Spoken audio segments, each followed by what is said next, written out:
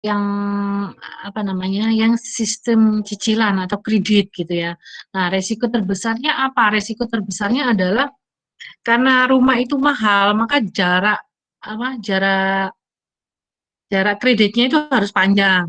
Misalnya harus 20 tahun. Nah, kemungkinannya apa kalau dalam jangka waktu panjang, dalam jangka waktu panjang itu artinya nilai dari uang itu akan menurun. Nah, maka gimana supaya tidak terjadi kerugian? Misalnya dengan menaikkan harga yang bisa dibayar cash itu berkali-kali lipat misalnya. Ini untuk mengantisipasi selama 20 tahun itu terjadi resiko penurunan nilai uang misalnya. Nah, seperti itu. Nah, bagaimana cara mengontrolnya itu dengan SOP yang jelas, dengan quality control gitu ya. Ditransfer pada pihak lain, konsumen, supplier, ya ini untuk berbagi resiko sih sebenarnya. Tapi ya harus dipertimbangkan lagi kalau dikelolakan oleh orang lain itu kita tidak mempunyai kontrol langsung gitu. Malah justru bisa memperbesar kerugian. Nah, ini kalau perusahaan-perusahaan besar yang kuat itu dibiayai sendiri. Jadi cadangan dananya itu membiayai risiko. Seperti tadi teman-teman nanya berapa sih amannya gitu ya. Kalau amannya sih ya unlimited, tapi paling nggak ya standing loan itu harus 100% Anda punya gitu. Pada bisnis-bisnis properti misalnya ya, apa namanya, pemborong-pemborong bangunan itu biasanya yang kuat adalah dia yang mempunyai dana sendiri itu untuk membiayai resiko-resiko.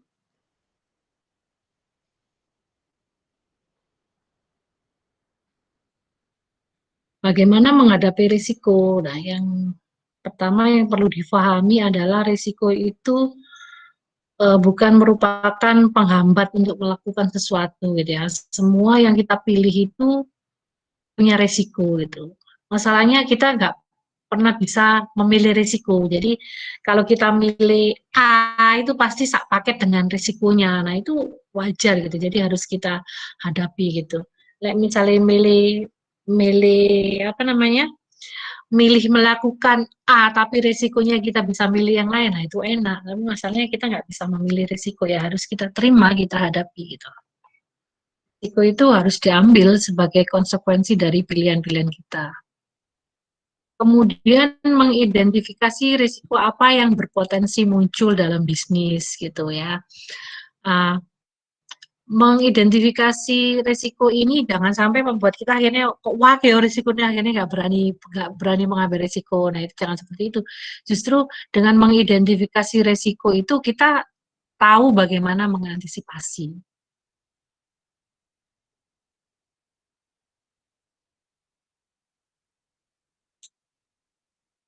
Oh, ini faktor X memancing keberuntungan. Apa ini? Nah, dalam dunia bisnis itu ya ada yang namanya faktor X ini ya, memancing keberuntungan. Jadi hoki atau keberuntungan itu nggak akan datang secara tiba-tiba itu.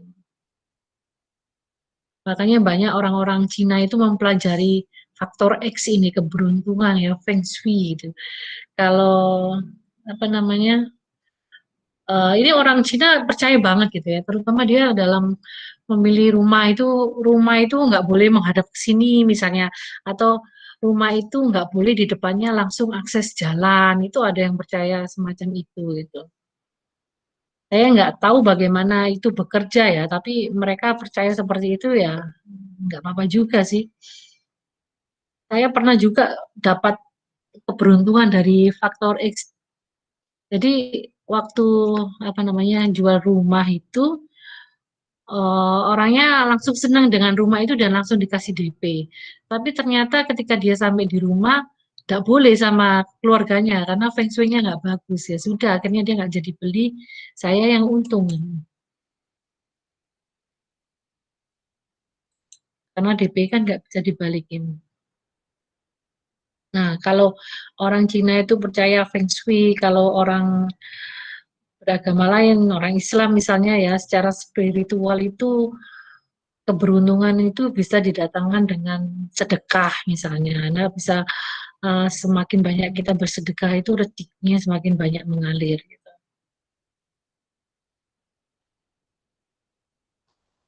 Itu yang disebut faktor X.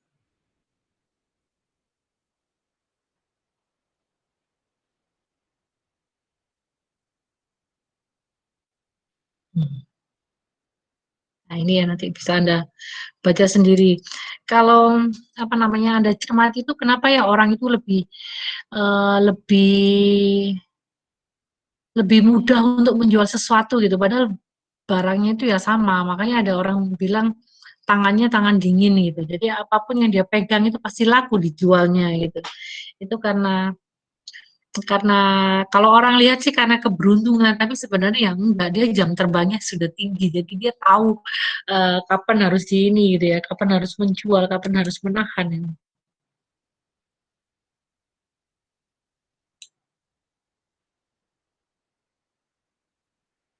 Ini bisa dibaca.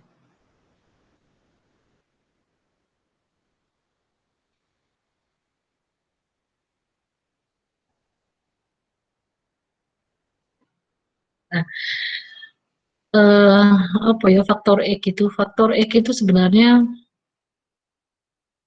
hmm, Anda pernah nggak mendengar bahwa apa yang kita inginkan itu selama kita bisa eh, misalnya kayak yang saya pernah cerita itu, saya pernah cerita di kelas ini atau enggak ya? Misalnya kita pengen nanti saya pokoknya harus sekolah sampai mentok atau saya pengen menjual rumah ini bagaimana caranya. Nah, itu terus di alam bawah sadar gitu ya.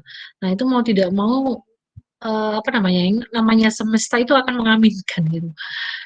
Dan tiba-tiba rumah itu terjual saja. Nah, itu kekuatan faktor X yang harus apa ya masing-masing orang bisa melatihnya. Itu yang saya sebut tadi yang memang sudah jam terbangnya udah tinggi gitu. Sepertinya itu merupakan satu apa ya sesuatu yang bisa dilatih gitu supaya mendapatkan faktor X itu nanti.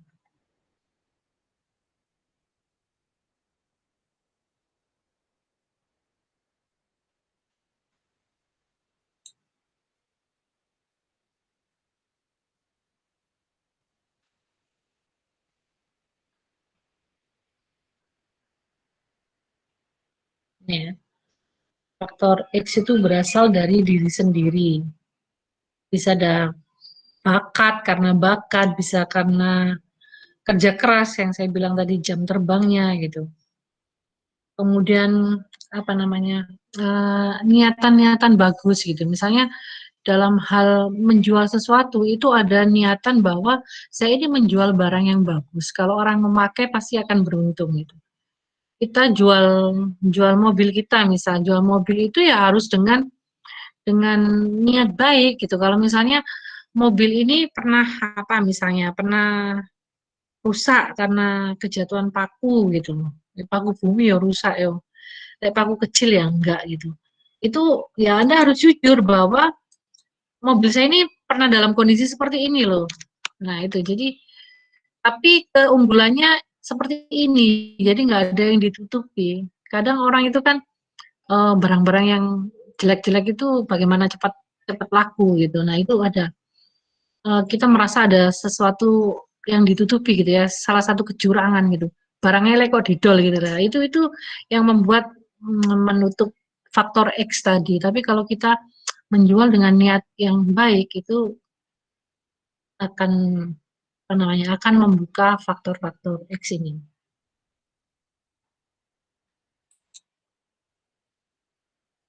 Ini anu apa namanya slide-slide berikutnya ini bisa Anda baca lagi. Ini sifatnya seperti apa namanya eh pemahamannya apa ya kayak motivasi gitu ya. Anda bisa membaca pelan-pelan supaya Anda paham posisi faktor X gitu.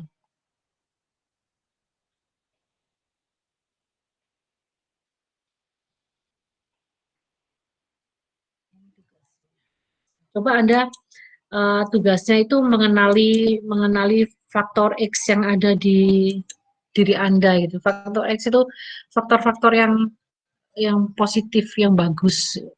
Kemudian Anda bisa mengembangkan faktor-faktor itu supaya dia menjadi kekuatan yang bisa muncul. Misalnya Anda orangnya apa misalnya ya, eh, dengan orang ramah gitu ya, humble. Nah, itu kembangkan. Dari situ nanti Anda akan ketemu dengan relasi-relasi yang nanti akan membentuk link sendiri yang itu akan menguntungkan Anda gitu. Dalam dalam segala hal, bisnis itu kan nggak hanya bisnis real menjual dan membeli sesuatu gitu ya, tetapi juga dalam kehidupan Anda itu Anda akan berbisnis secara sosial itu juga akan menguntungkan kalau Anda bisa mengetahui faktor X dan menumbuhkan faktor X. Sampai di sini ada yang ditanyakan?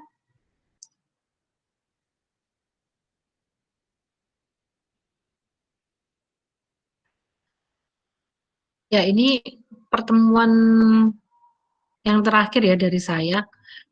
Nanti berikutnya minggu depan Anda akan diberi materi oleh Bu Dian Amalia sampai nanti UTS. Oke.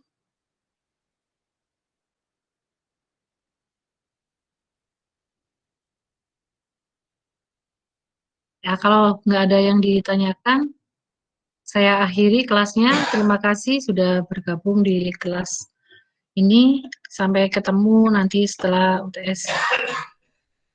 Oke, terima kasih. Assalamualaikum warahmatullahi wabarakatuh.